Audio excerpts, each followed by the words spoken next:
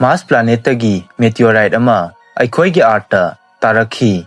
Masi planet asigi surface-tagi nanthoraktuna tarakhibani. Nupa amana mahaki bicycle da Sweden-dagi Nepal phauba cycle thauki. Amadi oxygen gas yaudana Mount Everest kaki. Star ama lei hairiba star asina aikoigi numittagi saruk lising humphumuk Chaoba heli. Fact number 1. Welwitschia planasi ahingba fossil amani. Masi South America na Africa dagi tokai jingai 200 years ki mamangda lairak-labani. Masi chahi lising ani hena hingba ngami amadi chap manaba mana ani mapunsi chupa maintain tawba ngami. Fact number 2. North Pole asi Kangfalgi lam ama nate adubu isingi saruk marang kaina lei. Mafam asida matam chupada 2 meters tagi 3 meters phauba thaba ice sheet na kupsili. Fact number 3. Study amana utkre madudi chang yamdana alcohol sizinaba miyoi sing asida heart disease narakpa yabagi oithokpa asi 20% hanthai. Masi alcohol sizinadaba miyoi singa changdamnabadani. Fact number 4. Iron skillet haiba khang asida thong thakpa tawba asina chinjak tuda yauriba iron gi chang adu 150% hengathanba yai. Fact number 5. The Forbidden City haiba 1420 da China na sakhiba palace complex asi Beijing da lei. Masina earthquake chani henba thokibada karisu ate akai thokide amadi masina 10.1 Richter scale gi changda earthquake thokpa matamdasu ngakthokpa ngamgani. Fact number 6. Meteorite ama Morocco da 2011 gi July da taki. Masi thawan misang mathi taringai manungda tarakhibani. Masi Mars planet tagi ni haiba khangkhre. Aduga hairiba meteorite asi Mars planet ta matam kuirabagi mamangda thokiba asteroid impact adugi manungda planet asigi surface tagi nanthoraktuna aikoigi Earth ta tasilakpa oiramba yai hairi. Fact number 7. Chahi khudingi Christmas ki khudol oina 1952 dagi US Air Force na airdrop sing Micronesia gi island mathakta thadarami. Masina khwaidagi liraba adumak chathariba Department of Defense mission amadi khwaidagi kuiraba adumak chathariba humanitarian airlift ama oina aikoigi malem asida thokli.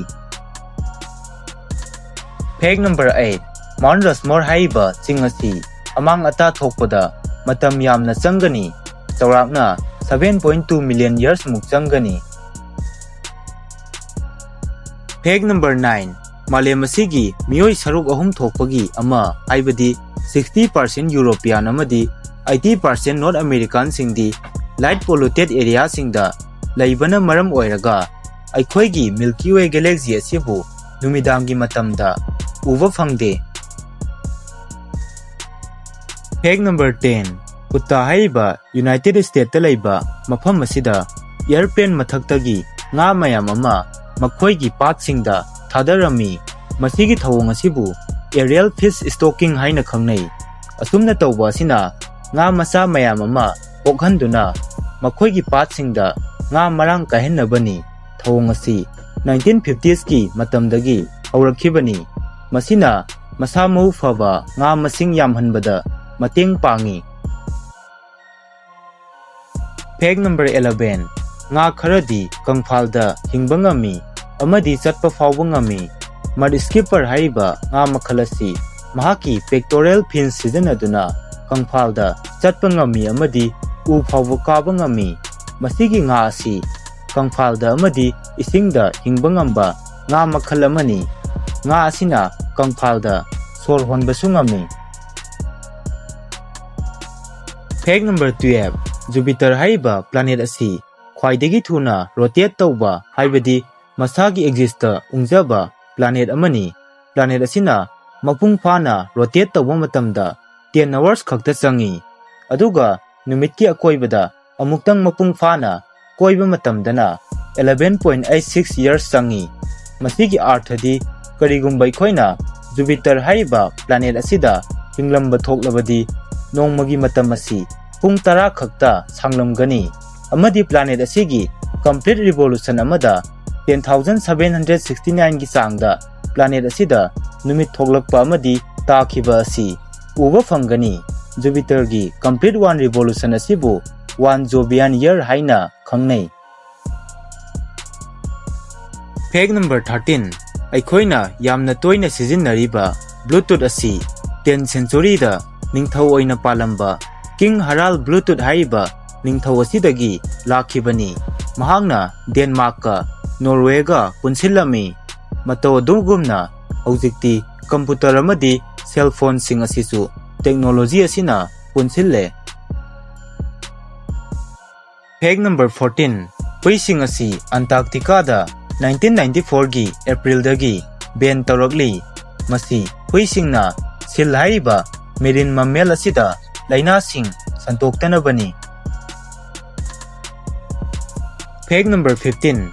Aikhoina samudrada 10% gi chang khakta yauruba ngami. Masigi arthadi 90% gi changdi aikhoina khangdaba oiduna ising irol nungda leiri. Masigi maramdi luthari makai isingi pressure wangba helakpa yamna mamkhiba amadi yamna ka hena chawkhibana maram oiraga aikhoina yaurubada khudong chahandribani. Fact number 16. Nupa amana mahaki bicycle da Sweden dagi Nepal phauba cycle thauki amadi oxygen bottle natraga serpa amata yaudana Mount Everest kaki. Masigi matungda mahaki bicycle da amu Sweden da halakhi. Thaudo asi 1996 da thokibani. Miyoi asigi maming Joran Crop kawi. Mahaki atopa maming amana Crazy Sweet haina su khangnai. Fact number 17. Antares haiba star asi aikhoigi numitagi 60,000 times sauba heli. Karigumba aikhoigi numit asina softball amagi size ka manaramlabadi haiba star asidi yum amagi changda chawramgani. Fact number 18. Miyoi 50% henbana telephone call asi receive tauba natraga call tauba asi taude. Fact number 19. 1980 gi matamda Bhutan haiba country asida telephone amata lairamde. Fact number 20. Switzerland da laiba freshwater lake singda chahi lising ama khudingi giant tsunami thoi.